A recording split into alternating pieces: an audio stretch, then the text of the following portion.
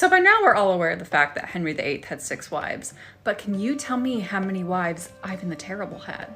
Ivan the Terrible actually had 8 wives. And instead of the catchy divorced, beheaded, died, divorced, beheaded, survived, it would be more something like poisoned, poisoned, poisoned, imprisoned, murdered, imprisoned, drowned, survived. And the first of these unfortunate 8 was none other than Anastasia Romanovna. Anastasia was chosen amongst a large numbers of daughters from noble families. She was married to Ivan around the age of 17, and she ended up fathering 6 children with him.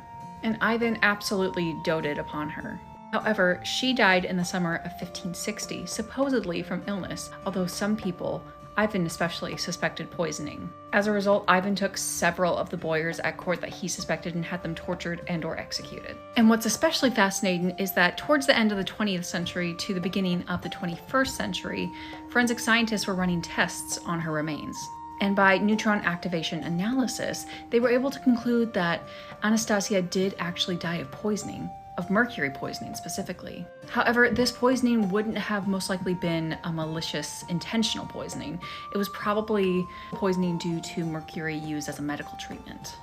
When it came to Ivan, though, his grief was immeasurable. His temperament completely changed. A lot of people said that the Tsar himself would credit his gruesome actions and rage that we would see in the future to the loss of his dear wife, and that if she hadn't passed, then he wouldn't have taken those actions. So what do you think? And don't forget to tune into part 2 when we talk about Maria Temrykovna, one of Ivan the Terrible's most unpopular brides.